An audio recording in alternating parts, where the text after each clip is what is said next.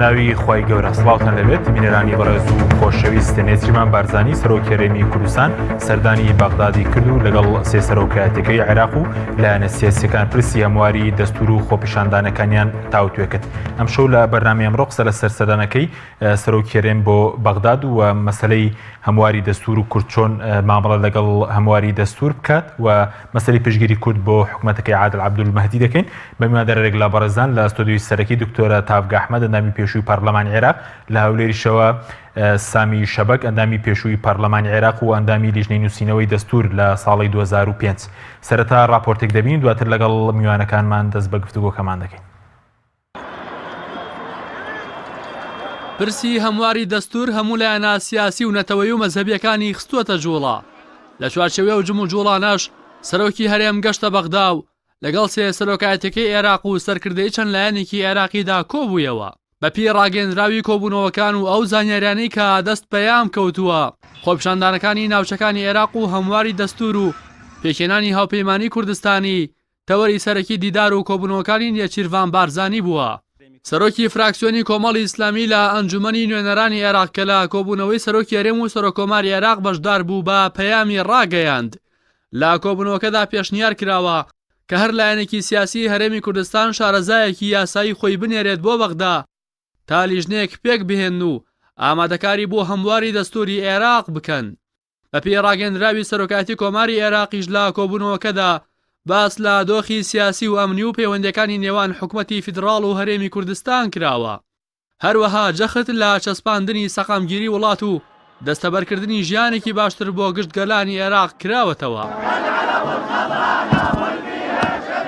پاشان نێچیروان بارزانی لەگەڵ عادل عەبدولمەهدی سەرۆکوەزیرانی عێراق کۆبوویەوە و تاوتوی دۆخی عێراقیان کرد. بەپێی ڕاگەیەندراوی کۆتایی کۆبوونەوەکە سەرۆکی هەرێم پشتگیری خۆی بۆ هەنگاوەکانی عادل عەبدولمەهدی بۆ چاکسازی و وەڵامدانەوەی داواکاری ڕەوای هاوڵاتیان دەربڕیوە. دواتر سەرۆکی هەرێم لەگەڵ محەممەد حەلبوسی سەرۆکی پەرلەمانی عێراقیش کۆبوویەوە و هەمواری دەستور تەوەری سەرەکی کۆبوونەوەکەیان بووە. لە ڕاگەیەندراوی کۆتایی کۆبوونەوەکەدا ئەوە هاتووە سەرۆکی هەرێم و سەرۆکی پەرلەمانی عێراق جەختیان لەوە کردەوە هەر هەموار و گۆڕانکاریەک لە دەستوردا دەبێت بۆ خزمەتکردن و بەرژەوەندی تەواوی پێکهاتەکانی عێراق و بەپێی میکانیزمە دەستوریەکان بێت. سەلیم شوشکەیی سەرۆکی فراکسیۆنی کۆمەڵی ئیسلامی لە پەرلەمانی عێراق بە پەیامی ڕاگەیاند ڕەنگە و لیژنەی کە پەرلەمان بۆ هەمواری دەستور پێکهێناوە هەڵبۆشێتەوە، بۆ پێی کە لە دەستوردا دەبێت خولی نوێی پەرلەمان لە سەرەتای دەستبەکاربوونی دالیژنە بۆ هەمواری دەستور پێک بێنێت. بەڵام ئێستا ساڵێک زیاتر بەسەرم خولەی پەرلەماندا تێپەڕیوە. بۆیە بەپێی دەستور دەبێت سەرۆکوەزیران و سەرۆکۆمار پێکەوە لیژنەیەک بۆ هەمواری دەستور پێک بێنن. دواتر و هەمواری کە لیژنەکە ئامادەی کردووە ڕەوانەی پەرلەمان دەکرێت و دوای پەسەندکردنی لە پەرلەمان دەچێتە ڕاپرسی و هاوڵاتیان دەنگی لەسەر دەدەن. هاوکات لەسەر نمونی نوێنەری کۆمەڵی ئیسلامی لە لیژنەی هەمواری دەستور سەلیم شوشکەیی وتی لایەنە کوردستانەکان بە هەڵەیەکی تەکنیکی ناویان بردووە و ئەم ڕۆژ فراکسیۆنی کۆمەڵ بە فەرمی داوایەکی ئاڕاستی سەرۆکی پەرلەمانی عێراق کردووە تا نوێنەرێکی کۆمەڵیش بۆ لیژنەی هەمواری دەستور زیاد بکرێت. محەممەد حەلبوسیش داواکەی پەسەند کردووە. گفتوگۆ و مشتومڕەکان لەسەر هەمواری دەستور لە کاتێکدایە بەشێک لە هاوڵاتیان و چاودێران پێیان وایە پرسی هەمواری دەستور تەنها بۆ شاردنەوەی ناڕەزایەتی خۆپیشاندەران و لەباربردنی پرسی چاکسازیە. وەک محەممەد حەکیم کارگێڕی ئەنجومەنی سیاسی کۆمەڵی ئیسلامی لە چەند ڕۆژی ڕابردوودا لە پەڕەی فەرمی خۆی لە تۆڕی کۆمەڵایەتی فەیسبوک لەژێر ناونیشانی هەموارکردنی دەستور فریاد ڕەسی گەندەڵکاران نووسی بووی دەستوری عێراق ئەگەر ئێستا زمانی هەبێت و بێتە گۆ با بەرپرسانی عێراق دەڵێت خەڵکی خۆپیشاندانی بۆ لابردنی ئێوە کردووە نەک هەمواری من،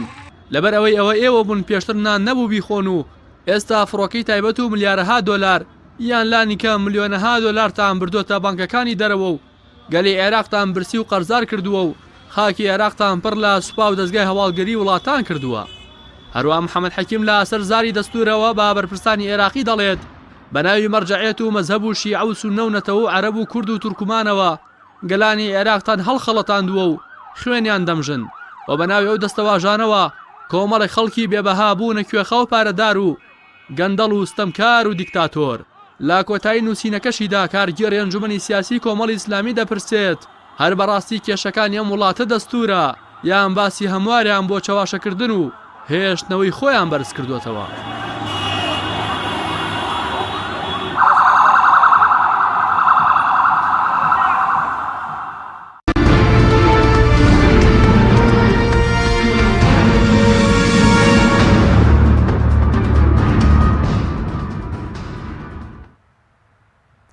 جارێکتر سڵاوتان لێبێت بینێرانی بەڕێز سوپاس بۆ میوانەکانمان دکتۆرە بەخێر بێنگرد لە بەڕێستانەوە دەست پێ بکەین دەمەوێت سەرنجی بەڕێز لەسەر سەردانێکی سەرۆکی هەرێم بۆ بەغداد بزانم کە لەگەڵ سەرۆکایەتێکە و چەند لایەنێکی سیاسی کۆبەتەوە باسییان لە هەمواری دەستور و خۆپیشاندنەکانی عێراق کردووە. پێشەکی سڵاو لە بەڕێست و لە هەموو ستافی کەناڵیە پێیان بێگومان سەرۆکی هەرێم کە ئەمڕۆ ڕۆشتۆتە بەغا لەگەڵ سەرۆکایەتیەکان و لەگەڵ ئەحزابە سیاسیەکانە کە ڕۆشتووە لە ترسی خۆیەتی لە ترسی بەسەراحەت لە ترسی حکوومەتی هەرێمی کوردستان و لە ترسی دەنگدەری هەرێمی کوردستانە و خەڵکی هەرێمی کوردستانە چونکە ئەوەی کە لە بەغا ئەگوزارێ ینی بە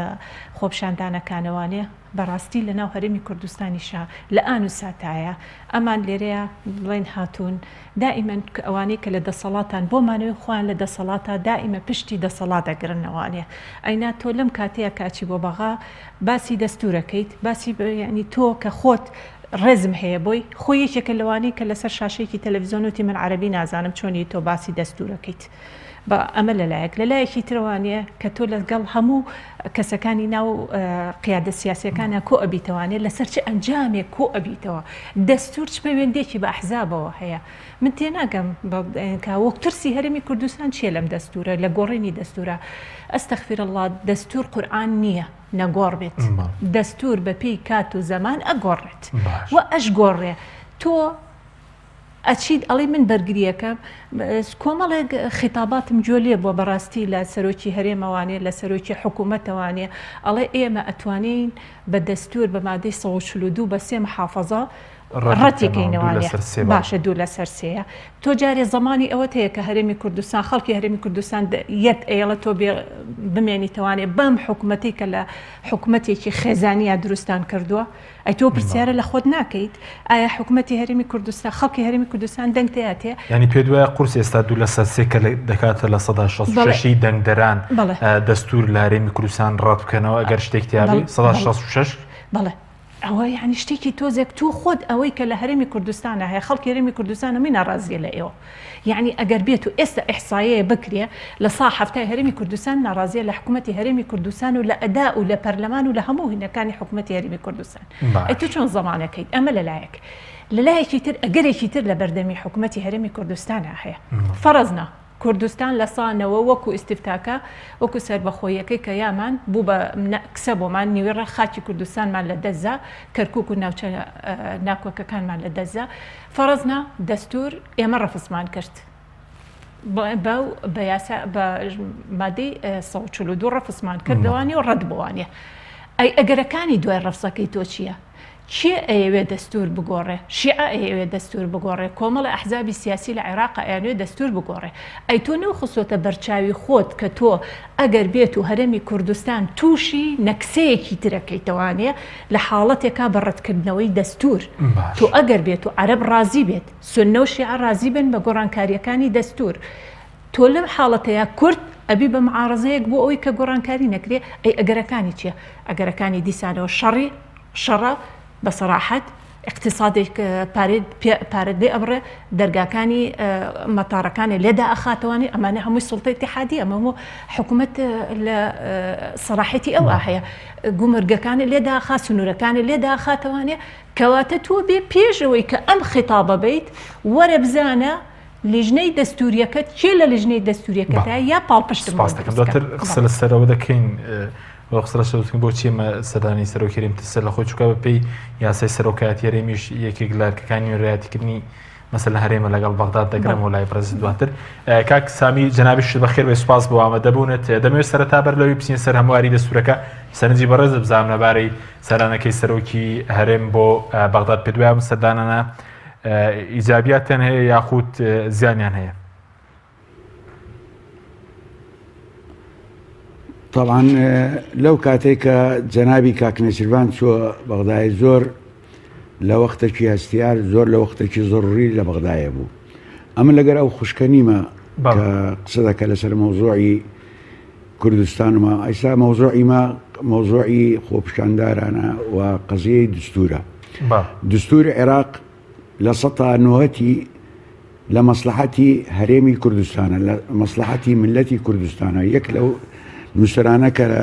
لەو دستورە خۆم مشارەکەم کردیە. ئەمە هەرێمی کوردستان و جەنابی کاک نێچیروان نالێتن ئەمە لەگەر تەغییری دستور نینە. دەلێ ئەو مکتەسەباتەی کە بەدەستمان کەتێ کە هەرێم کە فیدرالیەت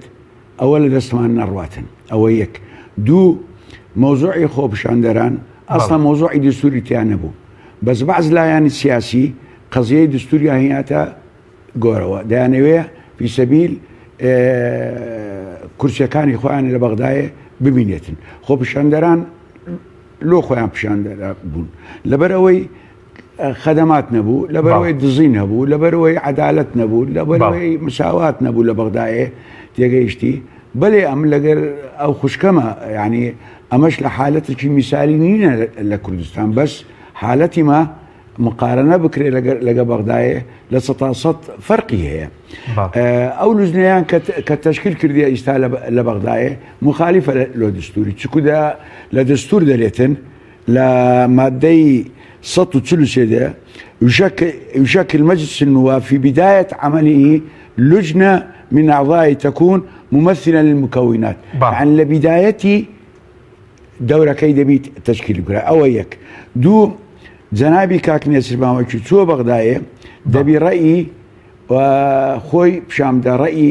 هەرێمی کوردستان پیشامداتن لەو خۆپیشاندەرانە. ئەمە لەگەر داواکاری ئەو خۆپیشاندەرانە، بەس ئەو خۆپیشاندەرانە لە ئیتاری خۆی دەرچووە. ئیستا ئیتارێکی ئیقلیمی دەولی وەرگرتیە. ئیستا ئەگەر تەمشا بکەین ئەوی ڕوودەدا لە بەغدایە عینە ڕوودەدا لە بەیروت. بێن ئەمە تەحلیلێکی سیاسی بکەین لۆ لە یەک وەختە ئەو مەوزوع بووە. ئەو مەوزوع ئەگەر تەحلیل بکەین یەک سەبەبی هەیە. ئەو سەبەبەکەی ئەو سراعی ئیرانی ئەمریکیە لە منطقە. نفوزی ئیرانی ئینکار ناکری. ئێستا نفوزی ئیرانی لە عێراق نفوزێکی بەقووەتە. لە بەیروت حزب الله خۆی حاکمە ئەو حەدە. ئەمریکا چەند هەولیدا لەگەر ئێران کە شتێکی بکاتن نەیتانی. ئەوڕۆ ئێران دەولەتێکی بەقووەتە، دەولەتێکە بەهێزە، سەواریخی هەیە، ئەسلحەی خۆی هەیە، نەیتانی بکە. گەڕاوە لەسەر قەزیەی نفوز. ئەو نفوزەی کو ببڕیتن ئەو مەشاکلە خەڵق کرا لە بەغدایە و لە بەیروت قەزیەی نفوزی ئیرانیە. ڕاست پێ بڵێم. ئەمە قەزیەی دستوری عێراق چ عیبی نییە، مطلقاً عیبی نییە. عیب لەوەیە کە تطبیقی نەکرایە مطلقاً. زۆر مادەی هەیە لە دستور حتى ئیستا تطبیق نەکرا. زۆر ئەوە هەیە. ئیستا تەمشای ئەوەی بکەین، يعني تەمشای دستور بکەی بگەڕێەوە فەقەراتی عیبی نییە، خاصە بە نسبەتی هەرێمی کوردستان هیچ عیبی نییە. ئەمە قەزیەی سەرۆک نێچیروان کە چۆ بەغدایە زۆر گونجاوە لە وەختێکی زۆر باشە. ئیستا ئەمە لەو حالەتەی نینە وەک ئەو خوشکە دەلێتن وەڵا ئەمە عیبمانەیە ڕازی نینە لە حکوومەت. ئیستا وەختی وەی نییە. ئیستا هەموو قوەی سیاسی لە ئیسلامیەکان بکرا، لە لێبرالیەکان بگرا، لە عیلمانیەکان بگرا، لە ئەحزابی تر بگرا، هەموو یەک دەنگن، یەک هەڵوێستن لەسەر قەزیەی دستورەوە، لەسەر قەزیەی بەغدا. ئیستا دەیانەوێ تەحالوفێکی تەشکیلکەن. نازانم ئەو خوشکە تەمسیلی کێ دەکاتن بۆ ئوسلوبەی هاتە ئەوە بکاتن. باشە، بەس کاک سامی بە کورتی وەڵامی پرسیارم دواترش گەرم بۆ لای بەڕێزدەوتت بەپێی مادەی 143 ئەو لیژنەیە ئێستا لە پەرلەمانی عێراق بۆ هەمواری دەستور پێکهێنراوە، ینی نایاسایە، ئەی چاوەڕێی دەکەی هەڵبوەشێتەوە ئەی چۆن ئێستا دەکرێت لیژنەیەکی تر چۆن دروست بکرێ؟ بەێ ئیستا من گوێم لەوە بەعز برادران ئەوی لە یاسا تێدەگەنەوە وازانم شکاتیان کردیە لە محکەمەی ئیتیحادی لەسەر مۆزوعی ئەو لوزنەیە نایاساییە بخۆی لە دستور دەلێ لە بیدایەتی عملی مەجلیسی نواب دەبی لوزنە تەشکیل بکرێ. ئیساوە تقریبا ساڵێکی بەسەر چووە ئەوە قانونی نییە. ئەمە بلێ ئەوە طلب کاتن ڕیاسەی جمهوری یان ڕیاسەی مەجلیس وزەرا ئەوەش يعني قرارەکە نازانم چ قرارەکە لەکێ هینایە لە دستور ئەوشە نەنووسرایە نا رئيس جمهورية حقيقية طلب كاتن نا رئيس وزراء حقيقية طلب فقط أبي طلب دكاتن مجلس النواب جلبي لبداية دوري خوي دس بيه بكاتن بلا ما عندك بلا دستور أو خشكة قوتي قرآن نية قرآن كاري دكري بس بو شرطي أو قرآن كارية دس نداتن أو مكتسباتك هريمي كردستان بدستي كوتوا يعني أقصبه فيدرالية بروه نظامك سياسي رئاسي تشكيل بي يعني هولير بغداد وهولير وسليماني ودوك دبنا محافظة يعني معناها ما ذكر ادي او خباتي او صالاني من التي كردستان كردي كيو دشتن يعني استعما بشي رب بين او فيدراليات سباستك اگر مولات دكتور برز توچ پیدوا يعني ترسي لكاتك لكردستان نخو بشاندان هي نگري پێدوایگەری خۆپیشاندانیشتنی بۆچی ترسە لێنی لە ئەم سەردانە بۆ وای لێکنیدنەوە کولیاسی سەرۆکایەتی هەرێم هاتووە کە سەرۆکی هەرێم نوێنراتی هەرێم دەکات لەگەڵ بەغداد نوێنراتی خەڵکی کوردستانەکە. وڵای پێش وەڵام پرسیارەکە و بەمەوانەیە بە نیسبەت کاک سامی ئەوانەیە باسیەوە ئەڵم من باسی ئەحزابی سیاسی ناکەم باسی دەنگی خەڵگەکەم کوتلە سیاسیەکان ڕاستە لەبەر مەساڵح و مانەوەی خۆیان لەسەر کورسیەکان کۆ بنەوانەیە ئەبنە داڕێژەری دەستور ئەبنە داڕێژەری قانون بەپێی بەبەردی قانونی خۆیان بەم شێوازەیە ئەوەی کە لێرە ناڕازیە دەنگی خەڵکە ئەوەی کە لە ئێستا لە بەغایە ناڕازیە دەنگی خەڵکە دەنگی ئەحزابی سیاسی نییە يعني جیاوازە دەنگی ئەحزابی سیاسی لەگەڵ خەڵکە باشە بەس پێ دوای ترسی کەوتت خەڵک بەشداری هەڵبژاردن ناکات لە هەرێمی کوردستان ترسە بۆ عێراقی شێ بۆنم لە دوایین هەڵبژاردن کەمترین خەڵک بەشداری کردە بێ بەڵێ خۆی ئەسڵەن یعنی ئەگەر ئێمە باسی هەڵبژاردن کرد ئەو پەرلەمانی ئێستا بە سەراحەت پەرلەمانێکی نوێنەری خەڵک نییە چونکە بەڕاستی تەزویراتێکی زۆر هەبوو و حتا یعنی مەحاکم و قەزاءەکانیش لەوێ ئەمەیان پۆشی یعنی یامە دەلائیل کەوتە بەردەم یامە هەمووی یعنی تۆ بیت شوێنەکانی فۆزیەکان سوتێنرا شوێنی دەنگکان سوتێنرا کۆمەڵێک یعنی ئەوەی کە کرا کارە ساد بوو کە لە ئەوەی کە ئێستا لە پەرلەمانی عێراقا ئەم هەموو یعنی دۆکۆمنتەکان کۆکرا و هیچیشی بە هەند وەرنەگرا وەرنەگیرا ترسی هەرێمی کوردستان لەکوایە ڕاستە ترسی ئێمە بڵێن باسی بەس دەستورەکەن بۆ چاوپۆشیکردن لە ئەوانی کە خۆیان ئەیانێ بیکەن یعنی مەبەستم لە چیە لێرەیە ئایا لە هەرێمی کوردستانە ئێستا ئەمڕۆ ئێستا ئێمە لە مای 11 موچەخۆرانی هەرێمی کوردستان موچەی مای 8 وەرگرتووە خۆ لە بەغا مای 11 وەرەگیرێت ئەیکاتە تۆ بۆچی نەبێت ترست لە خەڵک هەبێ خەڵک بۆ هینی تۆ با تۆ زەرری نەوتێ کردووە تۆ نەزان بووی لە نەوتە کەواتە تۆ کە هەڵەسی ئەچیت لەگەڵ دەنگێ من تێناگەم هەمووی هەڵەسی ئەحزابە سیاسیەکان هەڵێ عادل عەبدولمەهدی بۆ کورد باشە بەس پێم بڵێن عادل عەبدولمەهدی باشەکەی بۆ کورد چیە باشەکەی دەڵێنەوەی کە موچەکەی ناردووە پێشتر سەدەمی عەبادیە لەو پێش نەوتی کەرکووک بۆ کوردستان بوو پارەکەی ئێستا نەوتی کەرکووک بۆ عێراقە خۆ شعبەکە ناکوژێ لە برسە دوایەوەش تۆ یەک لەسەر چەنە دەیاتەیە ئێستاش ئەگەر بێت و بە پێی موازنەی ساڵی 2008 و 9 کە یەک ڕێژەیەک نەماوە 6,000 کەسەکە موچەکە لەوەش کەمتر ئەیە موچەکە 400 شتێکە دەیاتێ تۆ باقیەکەی تریتر بۆ منە بێ عادل عەبدولمەهدی بکەم بە باشە وەڵا لەوانی تر باشترێکە نەخێر باشتر نییە تۆ کەرکووک و ناوچە دابڕاوەکانی دەستدا کۆمەڵە بیر 6 بیر 7 بیر نەوتەکەی پارەکەی گەڕێتەوە بۆ حکوومەتی عێراقی کەواتە بە مقابلی ئەوەش بێ خۆ ئەبێ ئەو تۆزت باتێ بۆی کە نایە بە تۆ ئەیا بە خەڵکی مۆزەفی هەرێمی کوردستان فەرموو لە سیادیەکانە هەمووی گرتوتەوانێ یعنی بەڕاستی تۆ کۆمەڵە شت هەیە خۆ ئێمە ئەگەر حەقایق بڵێن تایە کەواتە من ناتوان بڵێم عادل عەبدولمەهدی هەموویڵێ باشە نەخێر باش نییە نەخێر ئەویش بەڵام لەو باشتر هەیە بۆ کورد ینی چونکە ئێستا کورد دەبێ خۆی باش بێت نەکرد من باشبوونەکە لە چ ڕوانگەیەکەوە بوون یەکەم تۆ بەپێی دەستوری عێراقیە یاخود بەپێی ئەو یعنی تۆ ئێستا تەڵەبی بەپێی موازنەی عێراقی داوا لە 250,000 بەرمیل لە تۆکە تۆ وەرە ئەم خەڵکی خۆت لەم مەساتە ڕجکە 250,000 بەرمیلەکە بە بەغا بیانووی بەغا ببڕە 250,000 بەرمیلەکە لە ڕێگەی سۆمەوانێت تەحویلکە ئەگەر تۆ بەڵام تۆ هاتووی تۆ خۆت لەژێر قەرزای تۆ عقدی 20 ساڵە و 50 ساڵە و 40 ساڵت هەیە تۆ ئەمانەت پارەکەی پێشەکی وەرگرتووە بۆیە ناتوانانی 250,000 بەرمیلەکە بێ بەبقا یعنی ئەمە کارەساتەکەیە لێرە کەواتە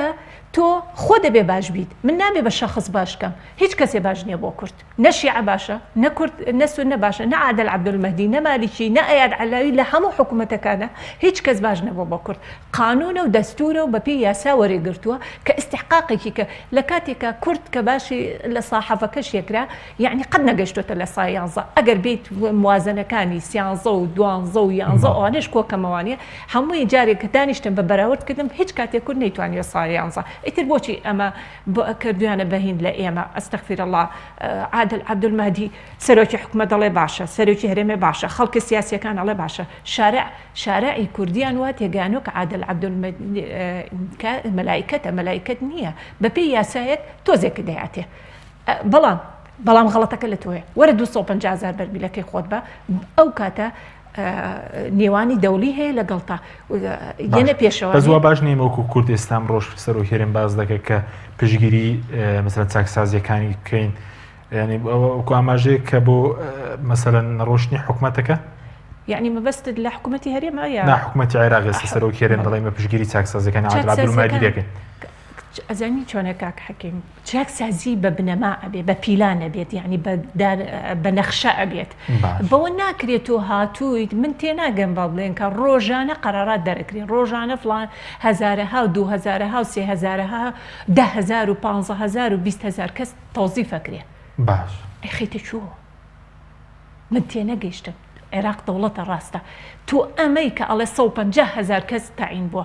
بۆ سبەینێ 30,000 کەس تاعین بووە اینجا وەرە تۆ ئێستا سێری ئەو مەساتەکەی کە لە سایتەکانە سێریەکەیت بۆ نمونە سەرۆکی پەرلەمان کۆمەڵێک لە ئەحزابە سیاسیەکان و لە ئەشخاصی سیاسیەکانی خۆی لە خزب و کەسوکار و خۆی هێناوەتە تاعیناتەوانە وەزیرەکان بە هەمان شێواز ڕاکێشانی خەڵکە هەر وەزیرە و هەر کوتلە سیاسیەکە خۆی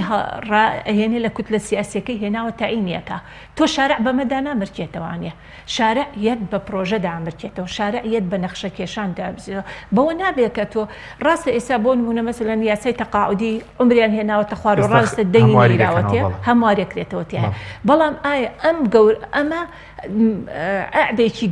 گەورە ئەخاتە سەر حکوومەتی عێراقیش کە ناتوانێت لێ بیکە من لەو باوەڕێیان ئەم جۆرە قەراراتانە هیچی ناتوانێت تەنفیزکە چونکە تۆ مافۆق ئەتێ شارع بێدەنگەی شارع بەوە بێدەنگ نابێت شارع ئێستا بۆ بە دوو بەشەوانە من لەگەڵ بەشێکی لە قسەکانی کاکسانیە کە یعنی بەڕاستی کە تۆ باسی ئەوواکەین کۆمەڵێک داوای هەموارکردنەوەی دەستورە ئەوە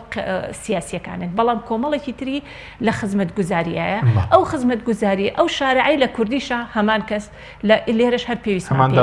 هەمان داواکاری هەیە داواکاری وەرە لە 2014 وانەیە بزانە چەند هزار زیاد لە 200,000 خوێنکاری زانکۆکان لە ماڵەوەن ئەی حکوومەتی هەر ئەی بۆ ئامۆزا و خاڵۆزا و پورزاکانی خۆتان تاعینا دەکەن لە شەو ڕۆژێکە ئەگەر لە حکوومەتیشانە بێ لە پرایڤێتەکان تا داتاناو خۆی بڵێن بۆ نمونە ئەگەر باسی نەخۆشخانەکان بکەین پرایڤێتەکان هەری خۆیانە بێتە باسی مەعامیلەکان هەری خۆیانە کۆمپانیەکان هەری خۆیانە کەواتە تۆ هاتوویت پێم گوێم لێ بوو کە کەڕەتێک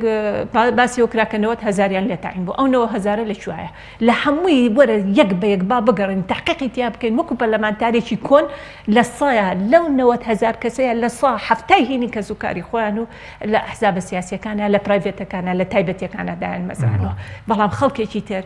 هەیە واللهی تەلەبەی خۆم هەبووە لە 2014 تەخەڕوجی کردو لە بەنزیخانە ئیژەکە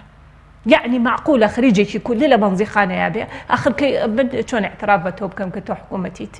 هبوة والله كناسة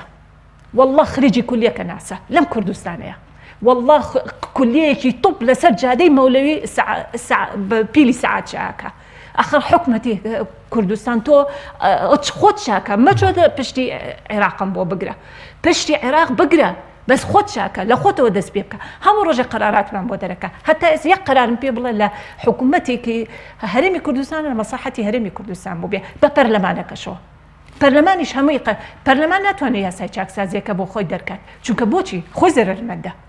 یاسای چاکسازی شون درکات کواتا امی استا سەرۆکی هەرێم بۆ ئینقازی خۆی تێچێ بۆ سپاس دەکەم کاک سامی بگەڕێم وڵای بەڕێز سەبارەت بە لیژنەی دەستور ئەوەی کە بەڕێز لە 2005 ئەندامی لیژنەی دەستور بووی کە لە 7 کەس پێکات و 15یان کورد بوو جیاواز بوو لەگەڵ ئەم لیژنەی ئێستا باشتر بوو لە ڕووی شارەزایی لە یاسا و لە دەستور خۆی لە بیدایەتەوە ئەو لوزنەیەوەشی تەشکیل کرا پێیان دەگوت لوزنت 55 لوزنەی 55 باڵ ئەو بوو زەخت کرا لەسەر لوزنەکە دەبی سنە داخل بیتن سنە داخل بی لوزنەشیان تەشکیل کرد کە بچن ئیتصال بکەم بە سنە وەختی خۆی ئەمن تەکلیف کرام کە لەو لوزنەیە بم کە بچمە من اعترازم کرد چۆ گوتم ئەو لوزنەیە دەبی دوو پەشبی لوزنەی وجهاء بیتنی وجهاء یعنی مجتمع سنە دووش سیاسیەکان بی على كل برادێکی خۆمان لە ئەو پەیمانانی کوردستان بۆ ئەو لوزنەیە هاتن وەکی هاتن یعنی زۆر شتێکی سیر بوو ئەوەل دانیشتن محمود عوسمان لە تەنیشتم دانیشت من دکتۆر محمود عوسمان دانیشت بوو یەک هەستا لەوان دوایش پێ دەلێم چ دەرچوو هستا قوتي يا فيدرالية يا فيدرالية احنا ما جايين على الفيدرالية احنا نريد وحدة العراق نظام دكتور محمود عثمان قوتي يا فتاح يا رزاق يا مفتح الارزاق قوتي انت اول يوم جاي تاشي على قضية فيدرالية قصدم شيء قصدم حمو قوى سياسي خاصة يعني عربكان على الاطلاق سنة وشيعة يعني لقر فيدرالية نبون بس قسمك لسنة كان زور متحمس بون لبو قضية فيدراليات بس مشكلة كا تسبو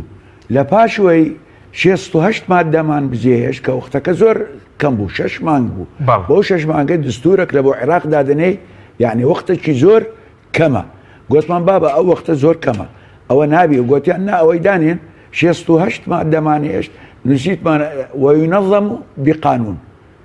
أما هستام اعتراض كل قوتم كاكا ينظم بقانون يعني أبي بيت رئيس وزراء خاصة رئيس وزراء صلاحيتي زورة نظامك نظامك فيدرالية ورئيس وزراء قائد العام للقوات المسلحة معناه أو قوانين كتشريع ذكري لو فترة أو حزبة حكم ذكاء لبغدادية لمصلحتي خوي دادني وفعلا واليات زور موادي دستوري حتى يستطيع تطبيق نبوه زور موادي دستوري عيب لدستور نية وقوتم أو لزنية كيستا تشكيليان كردية سي أندامي كردي تايا وازم بلا زياد كرابو شش بس أجر أو لزنية نمينية لو شش بي لو ديبي طالما أو لزنية لناو برلمان مروا بتصويت برا كرد زرر ذكا لناو برلمان كرد زرر ذكا سكو أورو لباش حكمي أبو إسراء نوري مالكي بو أغلبية بيشان توافقي بو نظامك توافقي بو هيس قرارك ورندا جيرا أجر حمو كتلة كان اتفاقيا نكرد باي لسر أو قراراتنا استوانية دستناو برلمان بالأغلبية دستيان لقن كرد سندا يعني زور باشيس أندامي هبي شيس أندام لسيسطو بيستبينز أندام هيسنية حمو دنگ ددن لبو او شيء لبروي او خطورتي ليري خطورتي ليري دسبلك يعني ولا استا بيد اليوم باذنك يك دقه يك لما دي سطو بينس لما دي سطو بينس دليتن دلا يؤسس هيئه عامه لضمان حقوق الاقاليم والمحافظات هيئه عامه او هيئه عامه حتى يستدرس نكراي او هي عامه صلاحيتي زياتر دبي لمس وزراش تطبيق يعني نكرديا زور قضايا لدستور تطبيق ناكري او استاخل لك او خوف شاندرانا او متظاهرانا كاكا بخواي ناوي دستوريا نينايا او سياسي يعني هاتن دستور باشا فرمو دستور اما لقر قران كاري دستور بس بو شرطي او دس كوتاني كردستان دسمان نرواتن ناوبڕێکمە دەگرێم بۆ لای بەڕێز قسە زیاتر لەسەر دەستوری سپاس دەکەم بەڵێ بینێرانی بەڕێز ناوبڕێکی کورت و دەگەڕێنەوە وڵات تۆپ ئارت تاکە بریکاری تۆڕی میدیایی کۆمەڵ بۆ دروستکردن و بڵاوکردنەوەی ڕیکلام تۆپ ئارت. ئایا تا ئێستا بیرت لەوە کردوتەوە کە ئینتەرنێتێکی بێسنوور بەکاربێنیت یان بیرت لەوە کردوتەوە کە بۆ هەفتەیەک یان 2 هەفتە ئینتەرنێتی بێسنوور بەکاربێنی سەرەڕای هەموو ئەمانە تا ئێستا بیرت لەوە کردوتەوە کە بۆ یاری ئەلکترۆنیەکان ئینتەرنێتی بێسنوور بەکاربێنی؟ بێگومان نەخێر، فانسی نێت هەموو ئەم کێشانەت بۆ چارەسەر دەکات. تۆش دەتوانیت بۆ ماوەی هەفتەیەک یان 2 هەفتە یان مانگێک بەردەوام بێسنوور لەگەڵمان بیت. ئێستا خزمەتگوزاریەکانمان لەم شوێنانە بەردەستە: سلەیمانی، شارباژێر، شارە زوور، هەڵەبجە، سەی سادق، عربەت، پێنجوێن، بازیان، تاسڵوجە و زەرگوێز. فانسی نێت، هەمیشە ئینتەرنێتی بێسنوور. ئەم کوڕاناوی چالاکە حەزی لە چپسێکی چاکە بۆ یانینی لای تاکە زۆر تەندروستە و زۆر پاکە. ئەم چەشناوی پاریە حەزی لە چپسی نینیە نینی تامی سروشتیە هیچ چپسێک وەک ئەو نییە. هەژوانیش کوڕێکی جوانە حەزی لە ئاهەنگێرانە لە یادی لەدایک بوونەکەی چپسی نینی بوو هەڵبژار دەکەی. نینی هاوڕێی مناڵانە تامی خۆشە و بێزیانە بۆن و ڕەنگی هەمە جۆرە شێوە و قەبارەی زۆرە. وشاری نینی تامێکی لە یاد نەکراو.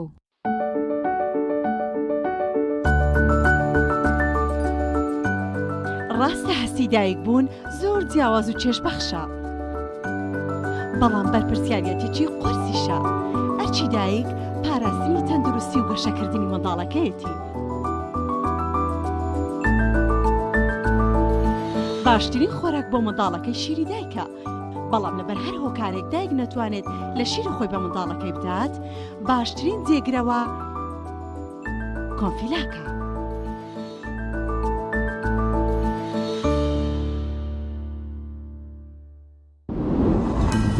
تۆپ ئارت تاکە بریکاری تۆڕی میدیایی کۆمەڵ بۆ دروستکردن و بڵاوکردنەوەی ڕیکلام تۆپ ئارت.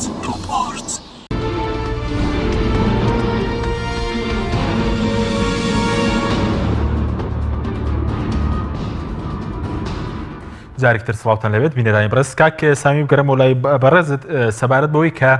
هیچ مەترسیەک ئێستا لەسەر مەسەلەی دەستورەوەی کێوە لە 2005 لە مەسەلەی دانان بە فیدراڵیەت و کۆمەڵێک مادەی تر لە دەستورات سەسپێنراوە مەترسی هەیە لەسەر کورد یاخود لەسەر مادەی 140 ڕخنێکە و لە لیژنە دەستوریەکە کە ینی بۆچی 2 ساڵی بۆ دانرا 2007 ئەگەرم جارە دەستور هەموار بکرێتەوە چارنووسی مادەی 140 چی بەسەردێ؟ باوەڕ ناکەم ئستا کە حەسەب ئەو وەفدەیە کە چتە بەغدایە کە هیچ دەستکارێک نەکرێ لەو مەوادەی کە بە ینی دەستکەوتەکانی کوردستان دەستکەوتەکانی کوردستان خۆ دەزانی لە مادەی 140 کە مادەی 57 و پێشان بووە 140 ئەو مادەیە زەمەنێکی منیە دەلێ حتا 2007 وانە 2007 ئەوە تەطبیق نەکرا. تطبیق نەکراوە خۆ دەزانی مماتەڵی ناوکرا و ئیستاش پاشی ئەحداسی 16 ئۆکتۆبەر بەداخەوە یان ئیستا کەرکووک بەرەو تعریب دەڕەوە تعریبەکی ئاشکرا دەڕوە. ئەوڕۆ محافزی کەرکووک چەند قراراتی دەرکردێت چەند گوند و چەند ئەرازی کوردستانی ینی داگیر کرد ینی عربەکان دەینی حتا لە عوائلی داعش دەینتە ناو کەرکووک دادەنێ و جنسیان دێت دەفتەر نفوسیان دەداتێ فی سەبیل تعریبی کەرکووک بکرێتن. ئەمە وازانم مەوزوعی ما کە هاتی نێرە برای عزیزم هاتین لەسەر مۆزوعی دستور لەسەر خۆ پیشانداران ینی بەداخەوە ینی ئەو خوشکە لە مۆزوعەکەی دەرچوو لەسەر قەزەی کوردستان ئەوە دەیە ئەمە لەسەر خۆ پیشانداران مادەی 38 مادەی 38 ئەمە کە ئینسانێکی بەشدار بوومە لە دستور دەمای ئەو مادەت لۆ بخینەوە. مادەی 38 چیە لێ؟ دليل تكفل الدولة بما لا يخل بالنظام العام والآداب: حرية التعبير عن الرأي، حرية الصحافة والطباعة والإعلان، حرية الاجتماع والتظاهر. يعني مادتي تياي لنا وجوده دليل تكفل الدولة بما لا يخل بالنظام العام. يعني أريد كري إستا لمحافظاتي الجنوبي لمحافظة ناوب لبغداد مخلة بالأمن والدولة. يعني أتودتي دائرة دستيني دتي ماڵێکی دەستێنی دەچی هجوم دەکەی سەرجێش يعني أو قبول نية يعني في نفس الوقت أو عنفش وكي استعمال ذكره أو قواتي كلوينها يعني دفاع ده كان لخوان يعني دفاع ده كان لدائرشي أو معناه الإطاري خوي درتشو معناه دستك درتشي لو موضوع دوية وضعي بغداية تيك بداتن وأتو تمشي خوب شاندران ليرة برو خوب شاندران لبيروت دانشتينا تاولی دەکەن کۆنکان دەکەن نەرگیلە دەکێشن مزارەی خۆیان دەکەن احتیاطی نەدایرەشیان سوستاند ناهجومیان کرد سەرجەش کەس نەکوژرا لكل فعل رد فعل ئەتو ئەوڕۆ قانونیش دەرێتن قەیناکە مادەی سیوە دەرێ حرێ بەس دەلێ بەو شەرتەی ئەن لا يخل بالنظام والأمن ئەوەیە مەوضوعەکە دوایی ئەمە چوونی کاکنێ سیروان لە بەغداد زۆر ڕیبە ئەمن لەگەر ئەو خوشکە هەندێک مەزالم دێت چکۆت و مەزال کەم دەدەیە مەزال دەیە ئەو خوشکە زیاتر مەزال پێدا بۆ جەنابەت و لە بۆ جەنابی بەڵێ سپاس دەکەم دڵنیا بە ئاخرە تۆ مەجای یعنی ئەمە دەمانویست ئیستا لەو حالەتە ئیستا لە هەرێم حەز ناکەم وەک ئەو خوشکە بەحسی کرد تەحریزی وەزعی داخلی بکە یعنی ئەو تەحریزەی دەکاتن لصالحي نملته لصالحي كسنية أورو انتخابات كرا لكردستان أو انتخابات كرا أو حزبانة درسون أما دبي طاعتي أو نتائجي بكين أورو كاك نيتسلفان رئيس إقليمة أورو كاك مسرور رئيس وزراء أورو أقدتوي فرمو أتو وسائل خوتي إعلامتي ناتو لا إعلام بهجوم كيسر كاكنية سلفان وسر حكومة السلطة حكومة تعلاق كردستان تعلاق أبي الرودة قال بغداد لولا لخوي ده ترسيه كاكنية سلفان لخوي ناترسيه وحكومتش لخوي ناترسيه بل أما كمو كريمان هي بس أما كمو كريكا دبي ساكنه برلمان مان هي ممثل مان هي سپاس دەکەم کاک سامی سپاس دەکەم دکتۆرە بین سەر لیژنەی دەستور ینی هەرچەندە کاک سامی وتی تۆ زۆر باسی ناوخۆت کرد لیژنەی دەستوریەکە پێ دوایە ئەم جارە بەرهەمی دەبێت یاخود لە خولەکانی ڕابردوش ئەم لیژنە دەستوریە پێک نهاتوە والله يعني بيجري والله مبرسارك بمواني إيما بلين كردستان دولة نين بشيكين لعراق بيوندي بشيكين لعراق بيوندي يعني بشيكين لعراق دولة نين إيما يعني وكولاتي قوين لازم هرمي چون كبوشي اويك لبغا اقونجي لوي اقوزاري بس خلقي كردوسا اللي رشاحيه يعني باكاك سامي معاشي سيمانجي خراوي صالي 2019 بابا خلقي كردستان من اقسل سر حكومتك ناكم من وكو بلنكسيك بوم برلمانتار بوم اسا برلمانتارني بلا مفروضة داوي حقي شعبك يخوك تحريز نية ما فا خلق امر ما ينزي ما يهشتي ور نقرتوه تو باسي اواكيد كوات امل لايك لا يكترو او دس او لجني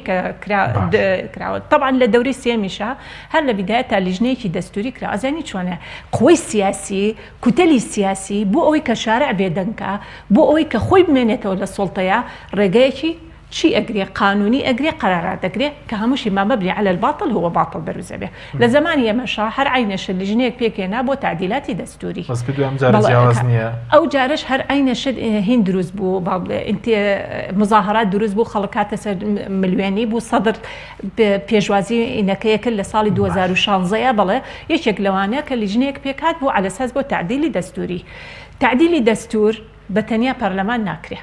ئێمە هەموو فەسڵێکی دەستور بریتە لە بابێک لە بابێکی تر جیاوازە بۆ نمونە ئەگەر تۆ باسی حڕیات بکەین باسی ئەقالیم بکەین کەواتە بێ کەسی مختص هەبێ لەکوێیە لە مەبادیئی حڕیەیە کەسی مختص هەبێ لە ئەقالیمە کەواتە مەرج نییە هەرتەنیا تۆ سپۆرێت ڕەچاو نەکراوە لە هیچ بەڕاستی پەرلەمانتارن ڕاستە یعنی تۆ کە ئەڵەی پەرلەمانتار یعنی ئیشە یاسادانانە بەڵام خۆ هەمویان یاسایی نین بۆی پێشتر ینی ڕاوێشە بوو لە دەرەوەندی کە من یەک نمونەی بۆ بەسیط بۆ تۆ بەڕێزێت یاسای ئەحزابە سیاسیەکان کە دەرکرا باوەڕت بێ 126 منەظەماتی مختص بە ئەحزابی سیاسی بەشداریان کرد لە نووسینەوەی ئەو قانونی ئەحزابەیە لەخوا بەزیابێ ئەوەی کە منیش نەمویست هەر لە محکەمەی اتحادی تاعنی لێرا و لا يزال ناتوانن تعدیلی ئەوە لە بکەن چونکە مەسلحەتی ئەحزابە سیاسیەکانە یعنی ئەوە سەر بە لیژنەکەی ئێمە بووە بەڵێ کەواتە تۆ یعنی ئەمە لەلایەک ئەم لیژنێ بۆیە پێکاتۆ بۆی شارع بێدەنکە وەکو سری فێڵی قانونیکەن خۆ کاکسامیش پەرلەمانتار بۆ لە دەستوریشا بۆ نازام اختصاصەکەی قانونیانە ئەگەر بین ئێستا بۆ لەم کاتەیە پەرلەمان ئیستیزافە یاخود ئیستیجوابی عەبادیەکە یەک بۆ ئینقاذی خۆیەتی بەڵێ عادل عەبدولمەهدی یەک بۆ لەبەرەوەی کە ئەگەر سەرۆک وەزیران بە موافقەتی ڕئیس جمهور کە ئەتوانێت پەرلەمان حەلکات قەیدێکیان کە لە بچێکیان کردە دەستی عادل عەبدولمەهدیوانێ لێرە چی کراوە بۆ ئەوەی کە حەلینەکە پەرلەمان دەتوانێت خۆی حەلکە بێک لە سەرسی دوایی بە ئەغلەبەی مطلقە دەنگ بات ئەمە پەرلەمان بۆ ئەوەی کە خۆی بمێنێتەوە لێرە هاتووە چیەکات یەک فەقەڕێتیە لە دەستورە لە مادەی 64 ئەڵێ ناتوانیت ڕئیس وزرا مەسەلەن بڵێن ئیقالە پەرلەمان حەلکە لە کاتێکا لە ئیستیجوابە بێ کەواتە پەرلەمان و حکومە سەرۆکی کۆمار و سەرۆکی وزرا ڕۆژێک پێشەوەی کە ئەم ئیستیزافەیە بێ کۆبوونەوەیەکی سێقۆڵیان کرد لە بەغایە بۆ ئینقاذی خۆیانە هەرسێکیان هێنایان بەچی على اساس استضافي سەرۆک وەزیران بکرێت کە ئیستیزافە کرا هەموویە بەسرێتەوە یعنی ئێستا سەرۆک کۆمار ئەتوانێت تەڵەب لە مەجلیسی نواب بکە لەکێ بۆ ئیقالەکە سەحبی استیقا لە سەرۆکی وەزیران بەڵام ئەڵێ چی دوای ئیستیجوابەکە باش بەس قۆناغە تێنە پەڕێکی ئێستا عادل عەبدولمەهدی دەست دەکات کیشە چووکە ئێستا ئەمڕۆژ سەدر باسی لەوە کردبوو کە ینی من بەسم لە دەست کێشانەوەکەی نییە سەدر ئەزانم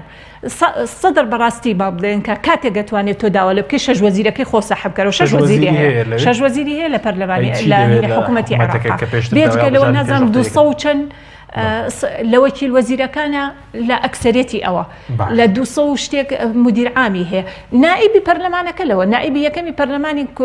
عێراق بەڵێ لەوە کەواتە سەدر مانەوەی خۆیەتی بۆ سڵتەکە من مەبەستم لە چییە لە فێڵی قانونیە کە ئەیکەنە چاوی خەڵکەوانێ بۆ ئەوەی کە نتوانێت ئەوەی کە ئێستا باسی هەمواری دەستور گۆڕانکاری لە یاسای هەڵبژاردنەکە پێ دوایە جێبەجێ ناکرێت ئەسڵەن جارێ ئەو یاسای هەڵبژاردنە نازانم با بڵێن کا من فەقەت خوێنمەوە ڕەشنووسەکەی کە لە سەرۆکایەتی کۆمارەوە نێراوە بۆ مەجلیسی وزرا دوایە بێت بچێتە مەجلیسی شورا ئەبێ یعنی خۆی ڕێگەکانیان تۆزێ کورد کردوتەوە بڕاتە پەر نەگەشتەوە وابزانم حەسەبی گەشتووە بەڵێ ئەگەر گەشت بێتە ئەوێ باشە تۆ کاتێک من فەقڕێکم نەبینی ئێلغای قانونی مفاوضە انتخاباتی پێشووتری تیاابێ نەمجینی تایە ئەی تۆ قاتە قانونەکەت تازت هەموار کردەوە ئەی نابێ ئەوە ئێلغاکەی فەقرەیەکی تیاابێت لە مادەکانە بەڵامەوە ئەو بڕومنەوە بەرگێتیدا کە کۆمیسیۆنێکی نوێ پێک بێنرێت لە سێ قازی پێک بێ لە دوو مامۆسای زانکۆ ژمێریارێکی یاسایی مەسەلەن پاڵێوراوێکی ئەنجومەنی سەرۆکاتی دەوڵەت وەڵڵاهی کاک حەکیم نەک لە سێ قازی پێک بێ نەک لە دوو مامۆسای زانکۆ پێک بێت ئەزانی چۆنە لیژنەکان خۆ کاکسامی خۆشی پەرلەمانتارەوە باوەڕت بێ لیجان پێگێ لە ناو پەرلەمانە چ بۆ مفاوزە انتخابات و چ بۆ مفاوزەیەکی هەڵبژاردنەکە هینی هەڵبژاردنەکان چۆنی دروست دەبێت یعنی تۆ کۆمەڵە پرسیاردانێ کۆمەڵ یعنی سبحان الله سبحان الله لە کاتی لیژنەکانە شیعە بەر شیعاکەیە بۆ مقابلە سونە بەر سوناکەیە کورد بەر کوردەکەوێ اینجا پێشەوەش یعنی بڵێ ئەو کۆمەڵە پرسیاری کە دادرێت ئەگەر بەڕێزت تۆم مەبەست بێ سەرکەوی پرسیارەکان پێمێ ئەمە یعنی ئەمە خۆ من لە کاتی انتخاب هینی حقوقی ئینسانە بڵێن مافی مرۆڤەکە لیژنەکە پێکات بە زۆری زۆرداری دوو مفۆزی دوو مجتەمەعی مەدەنیماندانە تەقاریرەکان ئەمە بە محکەمەش بە هێندوەری نەگرت ینی کە ئەمەیە لە عێراقا پێویست کاک سامی کاتمان زۆر کەمەوە گە بە کوردستان پرسیارێکتر وەڵامان دەیتەوە سەبارەت بە مادەی 140 کە ئێستا مەسەلەن دەبوارە 2007 کۆتایی 2000 جێبەجێکرابە ئێستا کورد دەتوانێت سیغەیەکی دیکەی بۆ بدۆزێتەوە بۆ جێبەجێکنیەکە دەستورە کاموار بکرێت و یاخود کاتی خۆی کەم 2 ساڵە دانرا لەسەر پێشنیازی کورد خۆی بوو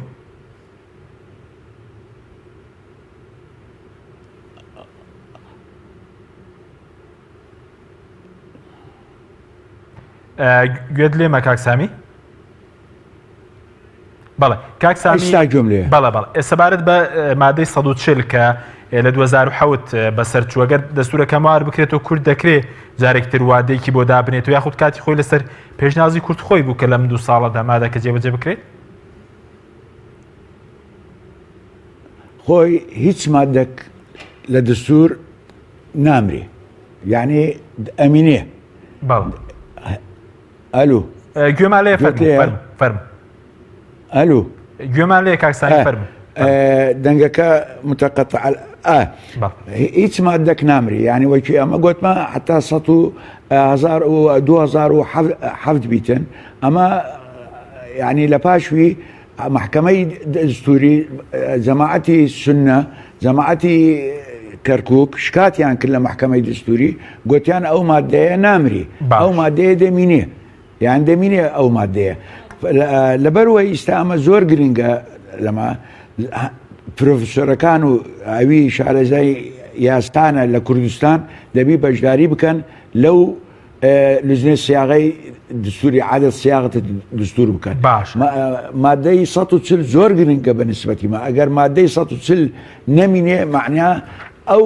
ناوچانەی لە کەرکووکەوە فەماری یعنی ئاڵتون کۆپرەفا هەموو لە دەستمان دەڕواتن و ئەوەش معنایە لە 90 دەستکەوتەکانی کوردستان دەست دەڕواتن و ئەمن هیوادارم و ئەوی گوێم لێ بۆ ئەوڕۆ لە ئەخبار ینی لە ئەخباری بەغدا ئەو زیارەتەی کاکنێ سیروان لە بەغدای زۆر موفق بوو زۆر باش بوو هەموو لایەنەکان پژیری ئەوەی دەکەن کە هیچ دەستکاری نەکرێتن لەو مەوادەیە کە قەزیەی کوردستانی تیا بە کورتی بێ کاتمان زۆر کەمە سپارت بووی کە ئێستا باسی هەمواری مەسەڵەن سیستەمی سیاسی دەکرێت بۆ سەرۆکایەتی گوێم لێ نییە دەنگت متقطعە بەڵێ کەم باسی هەمواری سیستەمی سیاسی دەکرێت بۆ سەرۆکایەتی کەمکردنەوەی ژمارە ئەندامانی پەرلەمان گوێم لێ نییە برا گوێم لێ نییە بەڵێ ئێستا گوێت لێ کاکسامی بە نسبەتی ژمارە بەڵێ ئێستا گوێم لێیە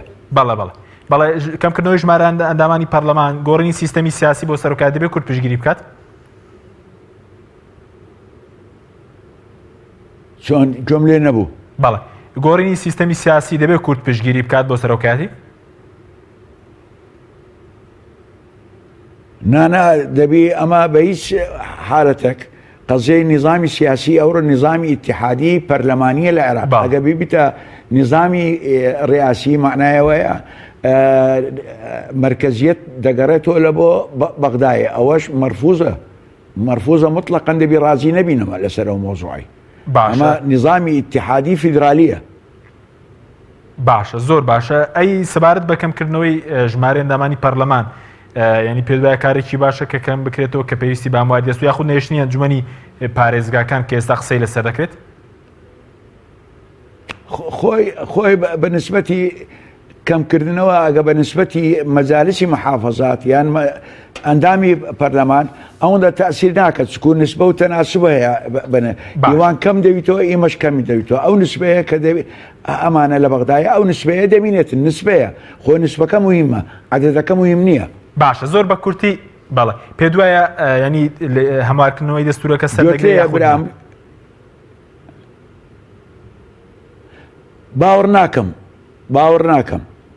باوەڕ ناکەم یعنی ممکنە بەعض مەواد هەیە دەستکاری بکرێتن بەعض مەواد هەیە تەرزێ لە شارع دەستکاری بکرێت وەلەو شارع علاقەی نییە بۆ مۆزوعی ئەوە سیاسەکانەوەیان داکە فی سەبیل مەسلحەتی خۆیان سوپاس دەکەم کاکسامی نیوخولەکیش بۆ بەڕێز دکتۆرە زۆر سوپاس بە گۆڕانکاری لە دەستورە بە یەک گورجە دابەزێ بە مادەدا نابەزێ کاک ینی بەڕاستی ئەوە ینی ئەگەر ببێت چەند مادەیان تعدیل کرد بێ بە شێوازی زۆر سوپاس بۆ وەرزان دکتۆرە تافگە ئەحمەدەدانی پێشووی پەرلەمانی عێراق هەروە کاک سامی شەبەک ئەندامی پێشووی پەرلەمانی عێراق و ئەندامی لیژنەی نووسینەوەی دەستور لە ساڵی 2005 کە لە هەورێرەوە لەگەڵمان بووی سوپاس بەوەی بینێرانی بڕێز سوپاس بۆ هاوکارانم خواتان لەگەڵ